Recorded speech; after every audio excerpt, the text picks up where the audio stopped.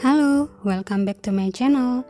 Hari ini aku mau lanjutin review Taxi Driver episode 2. Tapi sebelum itu, jangan lupa subscribe ya buat bantu perkembangan channel aku. Kalau gitu, kita langsung ke pembahasannya aja.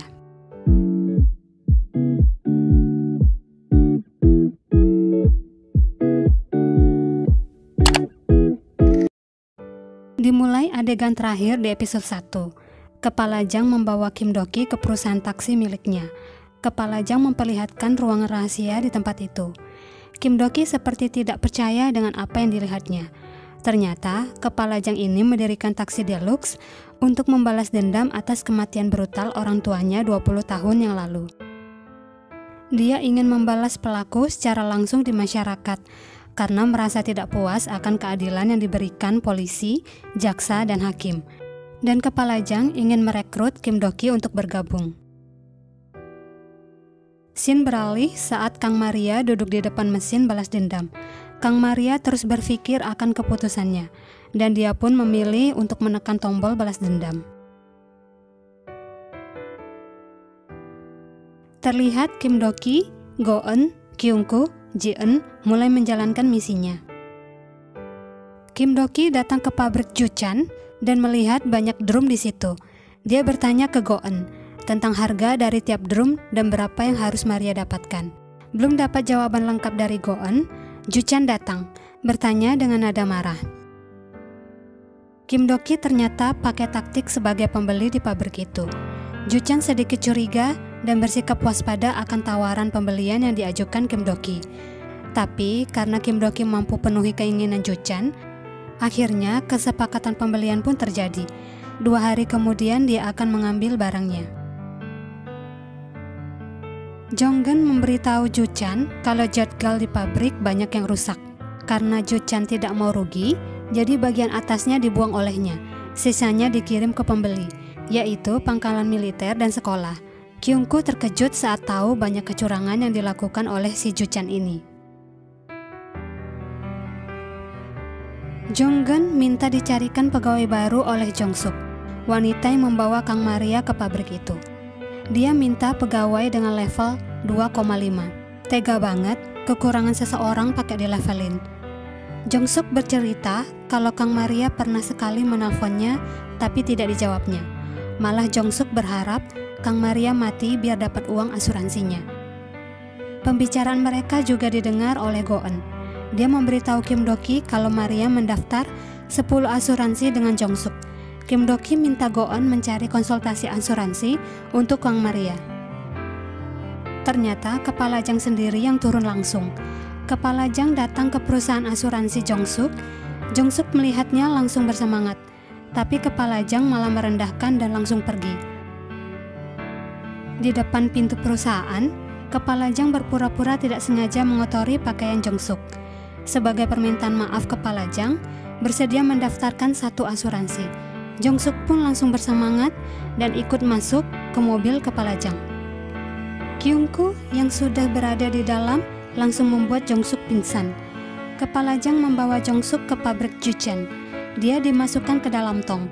Jong-eun yang masuk ke pabrik tidak mendengar suara Jongsuk, sedangkan mobil yang membawa Jongsuk dibakar Kepala Jang.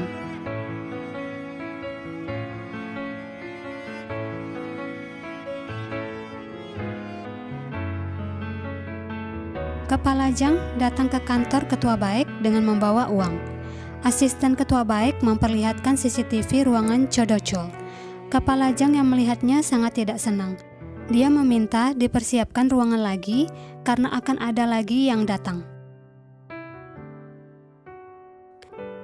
Jonggeun datang mengambil pesanan jadgal dari luar negeri, tapi belum juga keluar dari area kontainer, dia sudah dicegat Kim Doki yang menggunakan topeng.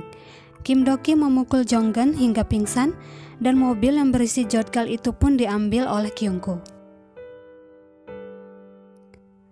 Tenggat waktu pembelian Kim Doki pun tiba. Dia datang ke pabrik Juchan dan menagih pembeliannya, tapi Jonggeun tidak bisa penuhi dengan alasan jadgalnya dicuri. Bukannya marah, malah Kim Doki menambah lagi pesanannya. Juchan pun langsung curiga, tapi dia malah menelpon polisi Kim untuk menanyakan keberadaan Kang Maria. Polisi Kim memberitahunya kalau dia sudah dapat lokasi Kang Maria dan sedang menuju ke sana. Tanpa dia sadari, Kim Do-ki mengintipnya dari belakang. Kim Do-ki pun menyalip polisi Kim.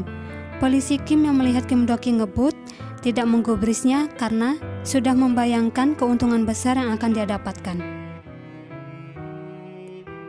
Di lapangan, Kim Do-ki menambahkan alat ciptaan Kyungko di depan mobilnya. Selesai dipasang, Kim Do-ki pun langsung mengejar polisi Kim dari belakang dan menabrak mobil polisi Kim hingga rusak dan menjatuhkannya. Kamera CCTV polisi Kim pun dicabut oleh Kim Do-ki.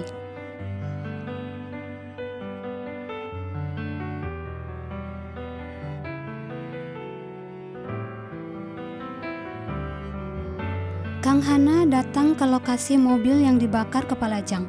Rekannya mencurigai kalau Cha Do-chul yang membakar mobil itu, mengingat nomor platnya sama dan ada monitor pergelangan kakinya. Tapi Kang Hana tidak percaya begitu saja. Kepala Jang datang ke kantor kepala jaksa, tapi malah melihat Kang Hana yang baru keluar. Kang Hana bertanya lagi tentang kriteria supir taksi deluxe. Kepala Jang pun menjelaskannya. Waduh, penjelasan sama pikiran kepala Jang beda jauh banget. Ternyata Kang Maria sekarang bekerja di perusahaan taksi. Go-eun yang melihat Maria meminum obat langsung memberitahu Kim Do-ki kalau Maria sudah jadi korban perkosaan oleh Jong-geun. Kim Do-ki yang menghalangi jalan Jong-geun di area kontainer menjadi geram dan marah. Jong-geun yang tidak ingin terjebak dua kali membawa segerombolan pria untuk menangkap Kim Do-ki, tapi tetap saja tidak berhasil. Jorgal itu pun diambil lagi oleh Kim Do-ki, sedangkan Jong-geun diikat di sana. Ju-chan yang mengetahui kalau Jorgalnya dicuri, dia pun meminta Kim Do-ki tenggang waktu sampai besok. Bila tidak juga sanggup akan membayar dendanya. Ju-chan segera mencari penjual Jorgal dan menghubunginya. Penjual itu ternyata Go-eun, dan akhirnya Ju-chan pun masuk perangkap Go-eun. Barang pesanan Ju-chan pun diantar oleh Kyungko. Saat dia masuk melihat Kim Do-ki di sana, Ju-chan marah saat mengetahui kalau Kim Do-ki yang mencuri Jorgalnya. Perlawanan Ju-chan tidak mampu mengalahkan Kim Do-ki. Malah Kim Do-ki semakin merajalela mengembalikan apa yang dia perbuat ke Kang Maria.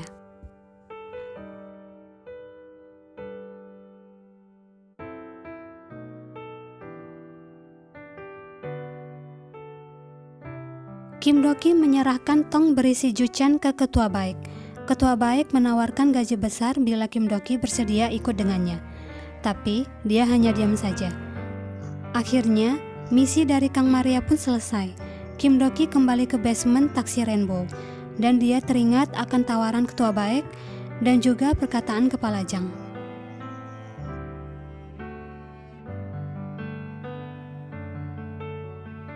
Kang Hana terus memperhatikan rekaman CCTV di terowongan dan menyadari keanehannya kalau di saat itu tidak ada mobil yang masuk tapi ada mobil yang keluar.